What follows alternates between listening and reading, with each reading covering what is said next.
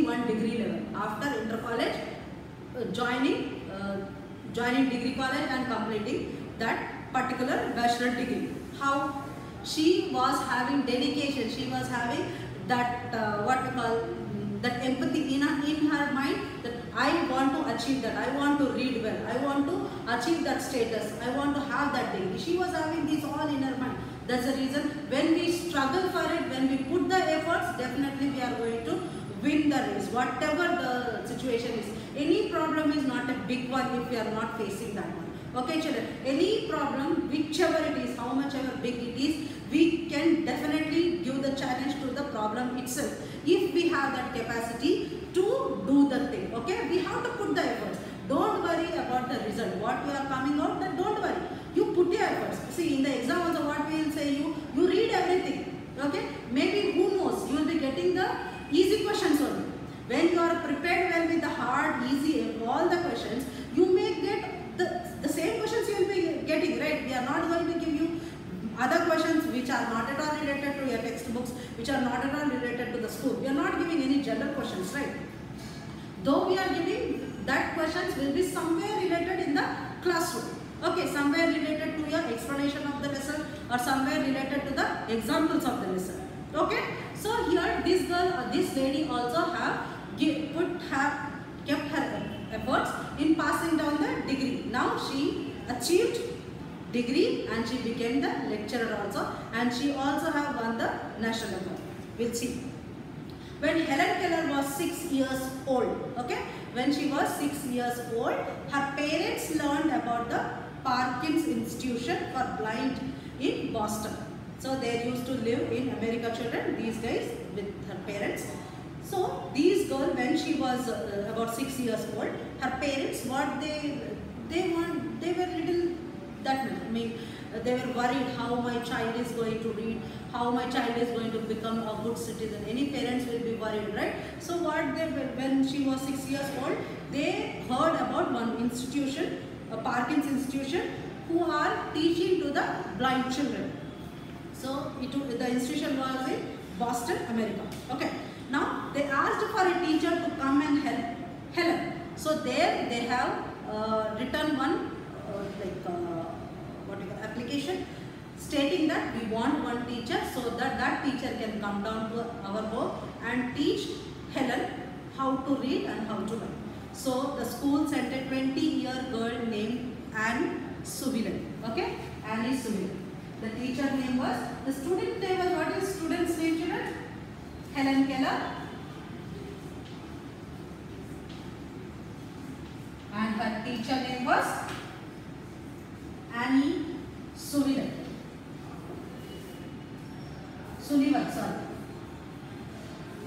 Annie Sullivan, her teacher. So this teacher have come down. How old the teacher was, children? She was only 20 years old. And this girl was about 6 years old. Okay? Helen Keller was 6 years old and her teacher was only 20 years old. Annie Sullivan, who was barely sighted herself, that means she was also little bit blind. I mean little, not much, little. In 1 month, Annie taught Helen what a word is and that everything has a name. Now, only in 1 month, this Annie Sullivan have taught Helen Keller that how the word is, what is meant by a word, any word, and how all the things have some specific names. We have our names, our plants have their own names, right? The things in our home have their own names, like we have chair, we have table, we have bench, we have cup, we have kitchen, we have bucket, we have mug, everything have its name, right? So these things she have taught only in 1 month to whom? Helen Keller. Annie taught her poem patiently by spelling words into her palm. And Annie also taught Helen to touch the speaker's lips and understand what is being said.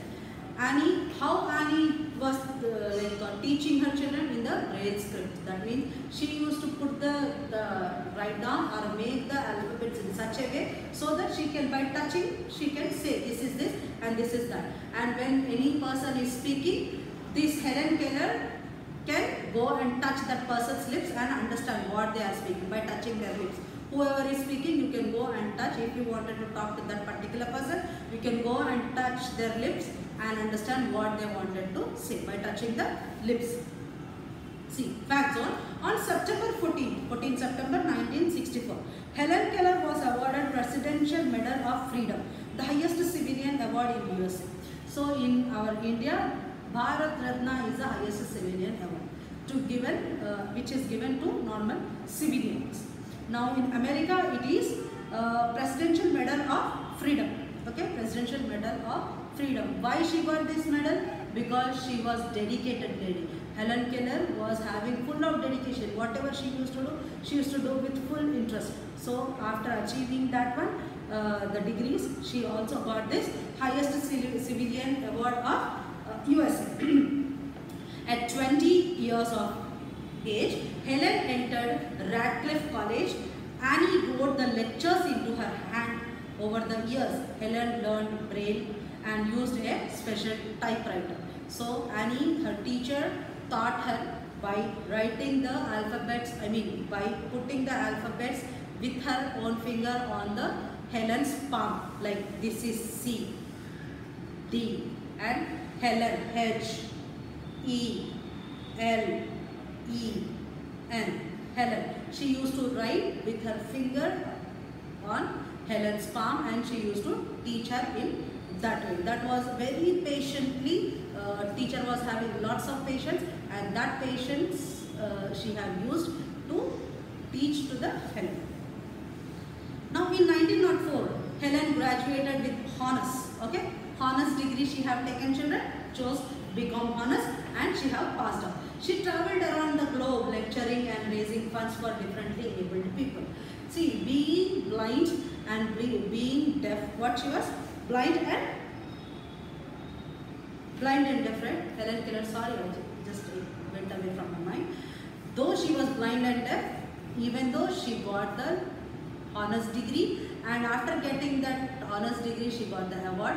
And after getting that award, not only she thought, like me, there are many people around the world. So why don't I also go and teach? How the teacher have taught me, I will also go to the other places and teach the children who are unable to do by themselves. So overcoming disability. So whatever the problem is with you, you have to challenge yourself that I can do this, I can write this, I can eat this, I can do this homework in 1 hour, definitely. I will read this lesson full question answers and I am going to tell to my mother, I am going to tell to my teacher, I am going to tell to my father, or I am going to write without seeing. This dedication you should have, children. So the same thing she was having, who? Helen Keller. See, we have to overcome of our disability. We cannot say, I cannot do that, I cannot do this. By saying we are ourselves, we are stopping ourselves. If we think that I can do or I can make that thing, definitely you. First you say to yourself, yes I can. Now don't tell that I am going to touch the sky, I am going to sit in the rocket, I am going to go to the space. Now it's not like it's impossible, it is possible. But you should have that kind of knowledge, you should have that kind of training, then only you can do. Without training or without knowledge, we cannot just fly in the sky, right? We cannot think that we are birds and we can fly in the sky. These are foolish things. First you have to acquire the knowledge of particular thing, in doing particular thing, then we can do anything. So Stephen Hawking, one of the guys, Stephen William Hawking was an English theoretical physicist, cosmologist, author and director of research at the Center for Theoretical Cosmology within the University of Cambridge. So this guy was not only cosmologist who used to deal with the cosmetic surgeries, physicist, author, he was also an author, he was also a director, he was also theoretical cosmology with the university. He was a teacher in the university. Though he was completely physically handicapped man, but he was very brilliant. See, he suffered from a nervous disorder. He was having some nervous disorder. That means a spine which is connecting to the brain and to the other parts of the body from our back. It was having some problem. That is nervous system. Okay? Nervous disorder he was having. He was unable to speak and move. He cannot speak. He cannot move his body. That's the reason he was always made sit in one chair where all the apparatus were joined. He can move with the hands, or he can press the button. With that one touch button, if the chair will be taking him some little far till wherever he is. He was paralyzed and communicated using a single cheek muscle attached to a speech generating device. So he was having one device here. So with that, the cheek was attached to that device, and with that, so he cannot talk, right? He was completely dumb. With that cheek movement, that device used to take the information and he used to click that one on the screen. Okay, he was very great person, children. He was a world famous scientist. Who he was? He was also a scientist. He worked using a wheelchair equipped with a computer. So he was having a computer attached to his wheelchair. You can see in the picture here. He worked using a wheelchair equipped with a computer. He has many degrees and awards to his name. He not only achieved these all, he also achieved many degrees, many certificates, many awards he won. His lectures were attended by many great minds in spite of his disabilities. He had great mastery on revealing the mysteries of our universe. See, he cannot move, he cannot talk, but he was having lot of knowledge about the universities, lot of knowledge of the human mind. That's the reason many great people, many great scientists used to attend his classes. His death on March 14, 2018, just 2 years back he died, children, saddened the world of scientists and had created a great void. There was a very sympathetic feeling to all the people that a great scientist, being disabled, he was having a great knowledge and he earned great human mentality, who used to teach a great people and who earned great ship. Where there is a will, there is a will. Okay? When we can tell that yes, I can do, of course we will be having a getting a way. So when we say that yes, I can do, even God will support us in doing that things. So both Helen Keller and Stephen Hawking are examples to this. So when we try, when we fix in our mind, yes, I am going to do this, anything can be done by anyone. Any normal person can become a great man. If any great man also having all the facilities, if he is telling I don't want to do this, then his knowledge will become zero. Okay, children. Great can become normal, normal can become great only according to his mindset. So these are the things which we learned in the challenge answer lesson. So I hope everyone understood my explanation and understood the lesson. So recall zone, let's recall. Differently abled people are those who are unable to use one or more senses. When one of the senses get impaired, other senses become sharper to make fun. We all should be kind towards the differently abled people. That means we have to show our kind heart.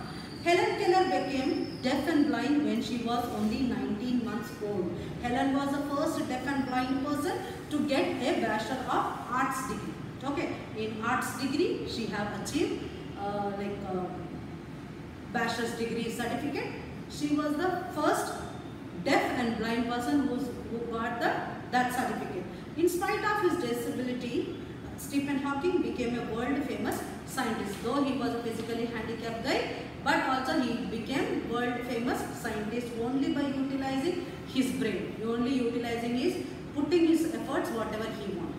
Okay, children. So the question answers and other things will be given by Usha teacher. I hope you guys understood the lesson, and even I enjoyed this lesson.